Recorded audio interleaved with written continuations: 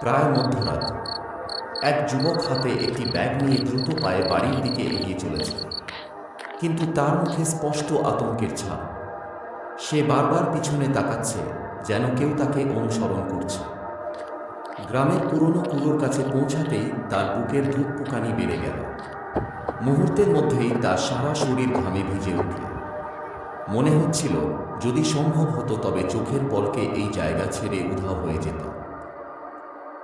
হে ঈশ্বর, আমাকে রক্ষা করো, যেন নিরাপদে এখান থেকে চলে যেতে পারি। এরপর সে আরও দ্রুত হাঁটতে শুরু করল, কিন্তু কুজোর পাশ দিয়ে যাওয়ার সময় হঠাৎ তার কানে ভেসে এল নূপুরের ক্ষীণ ঝংকার। সেই শব্দ শুনেই তার পা যেন মাটিতে গেঁথে গেল। ভয়ে তার নিঃশ্বাস বন্ধ হয়ে আসতে লাগল। ঠিক তখনই সে নিজের কাঁধে কারো স্পর্শ অনুভব করল। অনেক সাহস সঞ্চয় করে সে ধীরে ধীরে পিছনে ফিরে তাকাল। তার সামনে দাঁড়িয়ে আছে ঘোমটা টানা এক নারী। নারীটিকে দেখামাত্র যুবকের মুখের রং উধাও হয়ে গেল। তারপর এক ঝটকায় তার ঘাড় মুচড়ে দিল। যুবকটি নিথর হয়ে মাটিতে লুটিয়ে পড়ল। পরদিন সকালে যখন গ্রামের মানুষজন ওই পথ দিয়ে যাচ্ছিল, তখন কুজোর চারপাশে ভিড় জমে গেল। সর্বনাশ! এ আবার একজনকে নিয়ে গেল। কতবার বলেছিলাম এই রাস্তা দিয়ে কেউ যাবে না রাতের বেলা। মানুষ তো বটেই, গবাদি পশুদেরকেও রেহাই দিচ্ছে না। এই নিয়ে 7 জনের প্রাণ গেল এখানে। আমার তো মনে হয় এটা কোনো দেবীর অভিশাপ। পুজোর ধারে দেবীর জন্য একটি পূজাস্থল তৈরি করতে হবে। প্রতিদিন নৈবেদ্য নিবেদন করা হবে, আর সূর্য ডোবার পরে কেউ এখানে আসবে না। দেবীকে বিরক্ত করলে আরও বিপদ নেমে আসবে। গ্রামের বয়স্কদের বিশ্বাস ছিল পুজো ও নদীর ধারে কিছু অলৌকিক শক্তির বাস থাকে, যাদের দেবীর রূপ বলে মানা হয়। একের পর এক অস্বাভাবিক মৃত্যুর ঘটনার পর গ্রামের মানুষ পুজোর পাশে একটি ছোট্ট পূজাস্থল তৈরি করল।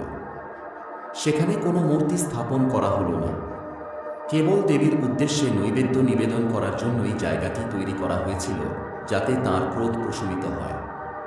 কিন্তু তাতেও কোনো লাভ হলো না। অদ্ভুত মৃত্যুর ঘটনা আগের মতোই চলতে থাকল। এক গভীর অন্ধকার রাতে এক তরুণী নিজের মুখ কালো শালে ঢেকে হাতে একটি কালো পুঁটলি নিয়ে সেই পূজাস্থলে এসে পৌঁছাল। রাত হলে আর কেউ পুজোর কাছে আসত না, তাই চারদিক ছিল সম্পূর্ণ নিস্তব্ধ। তরুণীটি পুজোর ধারে বসে নিজের আসন পাতল। সে সামান্য হলুদ, সিঁদুর এবং নিজের আঙুল কেটে বের করা রক্ত পুজোর ধারে নিবেদন করল। তারপর একটি প্রদীপ জ্বালিয়ে নিচু স্বরে বলল, তোমার প্রতিশোধ সম্পন্ন হয়েছে, এবার শান্ত হও। গ্রামের নিরপরাধ মানুষদের আর হত্যা করো না। যাদের শাস্তি দেওয়া ছিল তাদের তো তুমি শাস্তি দিয়েছো। গ্রামে ঘটে চলা সেই ভয়াবহ ঘটনাগুলোর 3 মাস কেটে গিয়েছিল। আর ঠিক 3 মাস আগে এক গভীর রাতে এই ঘটনার সূত্রপাত হয়েছিল। আজ থেকে ঠিক 3 মাস আগে। গভীর রাত, সময় তখন প্রায় 2:30। চারদিকে ঘন অন্ধকার। গ্রামের সেই পুরনো পুজোর ধারে কালো পোশাকে মুখ ঢাকা এক নারী বসে আছে। তার সামনে জ্বলছে একটি অগ্নিকুণ্ড। অগ্নিকুণ্ডের পাশে একটি মোরগকে দড়ি দিয়ে বেঁধে রাখা হয়েছে। তার ডানা, পা এবং ঠোঁট শক্ত করে বাঁধা। কাছেই রাখা রয়েছে একটি মানুষের খুলি, যার ভেতরে কোনো পশুর রক্ত ভরা। নারীটি সেই রক্ত বারবার অগ্নিকুণ্ডে ছিটিয়ে দিচ্ছিল, একই সঙ্গে খুব নিচু স্বরে অজানা মন্ত্র পাঠ করছিল। সে বলছিল, তোমাকে জাগতেই হবে। তোমাকে জাগিয়ে না তুলে আজ আমি এখান থেকে যাব না। এই উৎসর্গ গ্রহণ করো। এরপর সে বাঁধা মোরগটিকে হাতে তুলে নিল এবং এক আঘাতে তাকে উৎসর্গ করল। তারপর সেই উৎসর্গ অগ্নিকুণ্ডে নিবেদন করল। হঠাৎ চারপাশের পরিবেশ পাল্টে গেল। এক অদ্ভুত শীতল বাতাস বইতে শুরু করল। নিশুতি রাতের নীরবতার মধ্যে যেন চাপা স্বরে কারো ফিসফিসানি শোনা যেতে লাগল। শব্দগুলো আসছিল পুজোর গভীর অন্ধকার থেকে। মনে হচ্ছিল কোনো অদৃশ্য সত্তা ধীরে ধীরে উপরে উঠে আসছে। নারীটি পিছনে ফিরে তাকাল, আর তাকিয়েই দেখল ঘোমটা ঢাকা এক নারী তার সামনে দাঁড়িয়ে আছে। তার মুখ দেখা যাচ্ছে না, কিন্তু তার উপস্থিতিতেই চারপাশের বাতাস ভারী হয়ে উঠেছে। কালো পোশাক পরা নারীটি শান্ত গলায় বলল, যাও, যারা তোমার সর্বনাশ করেছে তাদের আজ শেষ করে দাও। আমি তোমার প্রতিশোধ চাই। মনে হলো সেই আত্মা যেন এই আদেশের অপেক্ষাতেই ছিল। আদেশ পাওয়ার সঙ্গে সঙ্গেই সে গ্রামের দিকে এগিয়ে গেল। কিছুক্ষণ পরে সে একটি বাড়ির সামনে এসে দাঁড়াল। তারপর দরজায় কড়া নাড়ল। ঘরের ভেতর থেকে বিরক্ত গলায় একজন বলল, এত রাতে কে এসেছে? রাত তো প্রায় 3টে বাজে। আবার কড়া নাড়ার শব্দ হলো। লোকটি বিছানা ছেড়ে উঠল। কে আছো বাইরে? কোনো উত্তর এল না, শুধু একই শব্দ। অবশেষে সে দরজার দিকে এগিয়ে গেল। আসছি আসছি। এত অস্থির হচ্ছ কেন?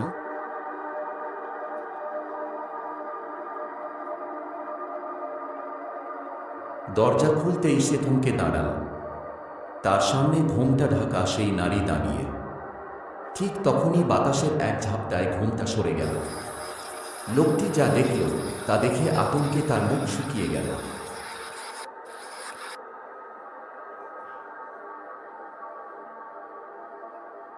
ভয়ে সে দরজা বন্ধ করতে চাইল, কিন্তু ততক্ষণে দেরি হয়ে গেছে।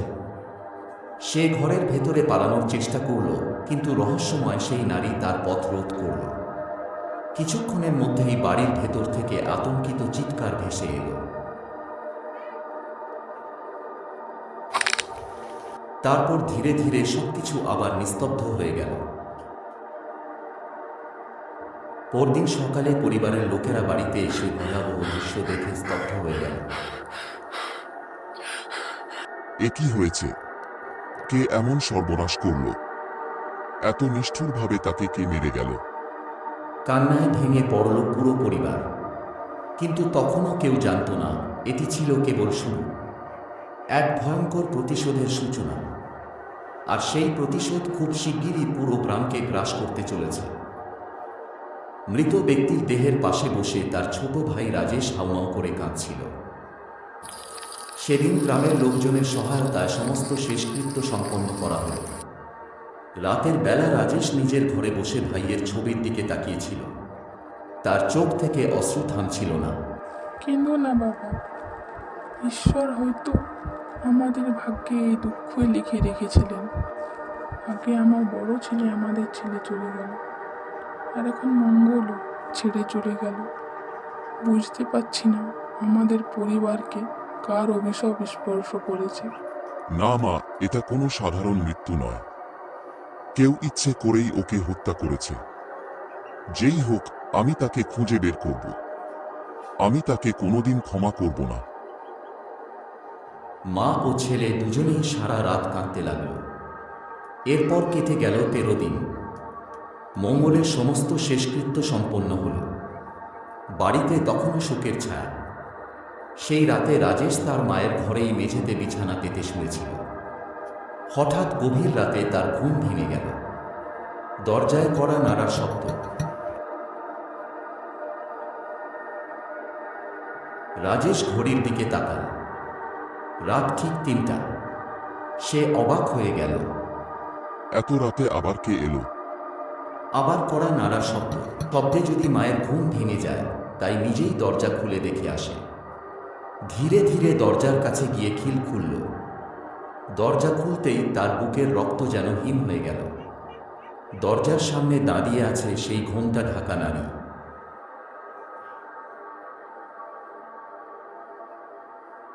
ভয়ে চিৎকার করারও সুযোগ পেল না।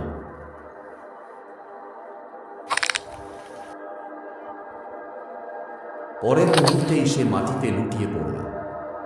সবকিছু ঘটে গেল এত দ্রুত যে সে আত্মরক্ষার কোনো সুযোগই পেল না। 13 দিন পরে রাজেশের শেষকৃত্য সম্পন্ন হল, কিন্তু দুর্ভাগ্যের শেষ তখনও হয়নি। পরদিন সকালে বাড়ির উঠোনে পাওয়া গেল রাজেশ ও মঙ্গলের বৃদ্ধা মায়ের নিথর দেহ। গ্রামের মানুষ স্তব্ধ হয়ে গেল। একটির পর একটি মৃত্যু। একই পরিবারের সবাই যেন অদৃশ্য কোনো শক্তির লক্ষ্যবস্তু হয়ে উঠেছে। লোকজন বলাবলি করতে লাগলো। এই পরিবারের উপর ভয়ঙ্কর কোনো অশুভ ছায়া নেমে এসেছে। মনে হচ্ছে কোনো অশুভ শক্তি এই পুরো পরিবারটাকে শেষ করে দিতে চায়। লোকজনের ভিড়ের মধ্যে দাঁড়িয়েছিল কালো পোশাক পরা সেই নারী। তার নাম মায়া। কিন্তু আজ তার চোখে সন্তুষ্টি নয়, বরং ভয়। সে নিজের মনে বলল, কি হচ্ছে? ওর তো শুধু ওই দুই ভাইকে শাস্তি দেওয়ার কথা ছিল, তাহলে তাদের মাকে ও কেন হত্যা করলো? সেই রাতেই সে আবার পুজোর দিকে রওনা দিল। সে চেয়েছিল আত্মাটিকে শান্ত করতে। সেই রাতে মায়া দ্রুত পায়ে পুজোর দিকে এগিয়ে যাচ্ছিল। চারদিক নিস্তব্ধ। ঠিক তখনই মায়া দেখতে পেল গ্রামের একজন লোক সাইকেল চালিয়ে পুজোর পাশের রাস্তা দিয়ে বাড়ি ফিরছে। লোকটি নিশ্চিন্তে নিজের পথে এগিয়ে যাচ্ছিল। হঠাৎ চারপাশে নুপুরের ঝংকার শোনা গেল। লোকটি চমকে উঠে চারদিকে তাকাল। তারপর মুহূর্তের মধ্যেই তার সামনে এসে দাঁড়াল ঘোমটা ঢাকা সেই নারী। আতঙ্কে লোকটি সাইকেল থেকে পড়ে গেল। সে উঠে পালানোর চেষ্টা করল, কিন্তু রহস্যময় সেই ছায়ামূর্তি ধীরে ধীরে তার দিকে এগিয়ে আসতে লাগল। কিছুক্ষণের মধ্যেই রাতের নিস্তব্ধতা ভেঙে একটি আতঙ্কিত আর্তনাদ চারদিকে ছড়িয়ে পড়ল। মায়া দূর থেকে সবকিছু দেখছিল। তার মুখের রং ফ্যাকাশে হয়ে গেল। ভয়ে তার হাত পা কাঁপতে লাগল। সেখান থেকে দ্রুত চলে গেল। এটা কি হচ্ছে? আমি তো তোমাকে শুধু প্রতিশোধ নেওয়ার জন্য জাগিয়েছিলাম। তুমি নিরপরাধ মানুষদের কেন হত্যা করছো? পরবর্তী কয়েক সপ্তাহ ধরে মায়া বহুবার আত্মাটিকে শান্ত করার চেষ্টা করল। 3 মাস কেটে গেল। মায়া আর নিজের চোখের সামনে নিরপরাধ মানুষের মৃত্যু দেখতে পারছিল না। অবশেষে এক রাতে সে আবার পুজোর ধারে এসে বসল। আমার প্রতিশোধ তো পূর্ণ হয়েছে। যাদের শাস্তি দেওয়ার ছিল তাদের তো তুমি শাস্তি দিয়েছো। দয়া করে শান্ত হও। গ্রামের মানুষদের আর আঘাত করো না। চারপাশে প্রবল বাতাস বইতে শুরু করল। মন্দিরের সামনে জ্বলতে থাকা প্রদীপটি নিভে গেল। চারদিকে অন্ধকার নেমে এলো। আর সেই অন্ধকারের মধ্যেই মায়া আবার শুনতে পেল নুপুরের শব্দ। ধীরে ধীরে সে পিছনে ফিরে তাকাল। আর তখনই দেখল ঘোমটা ছাড়া সেই নারী তার ঠিক পিছনে দাঁড়িয়ে আছে। তার চোখ দুটি ক্রোধে জ্বলছে। মায়া সাহস সঞ্চয় করে বলল, কি করছো তুমি? তুমি এভাবে গ্রামের নির্দোষ মানুষদের হত্যা করতে পারো না। তুমি আমার বড় বোন। আমি তো তোমাকে তোমার মৃত্যুর প্রতিশোধ নেবার জন্য জাগিয়ে তুলেছিলাম। তাদেরকে মারার তুমি তো তাদেরকে মেরে ফেলেছো। তাহলে গ্রামের মানুষদের ক্ষতি কেন করছো? 4 মাস আগে গ্রামের একটি বাড়িতে তখন শোকের ছায়া নেমে এসেছে। বাড়ির বড় ছেলে বিয়ের কিছুদিন পরেই মারা গিয়েছিল। সেই মৃত্যুতে পুরো পরিবার ভেঙে পড়েছিল, বিশেষ করে তার স্ত্রী মঞ্জু। স্বামীর মৃত্যুর পর থেকে মঞ্জু প্রায় সারাদিন নিজের ঘরে একা থাকত। কারো সঙ্গে খুব একটা কথা বলতো না। শোকে সে যেন ভিতর থেকে ভেঙে গিয়েছিল। কিন্তু বাড়ির সবাই তার দুঃখ বুঝলেও 2 দেওর তাকে অন্য চোখে দেখতে শুরু করেছিল। তাদের মনে জন্ম নিয়েছিল লোভ ও কুচিন্তা। সেই রাতে মঞ্জু নিজের ঘরে বসে কাঁদছিল। হঠাৎ দরজায় জোরে জোরে ধাক্কার শব্দ শোনা গেল। শব্দ শুনে মঞ্জু চমকে উঠল।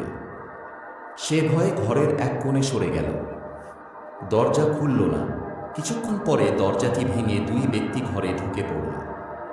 তাদের দেখে মঞ্জুর বুক কেঁপে উঠল। সে বুঝতে পারল কিছু একটা ভয়ঙ্কর ঘটতে চলেছে। আমি তোমাদের বৌদি, আমাকে সম্মান করো। আর বৌদি তো মায়ের সমান হয়।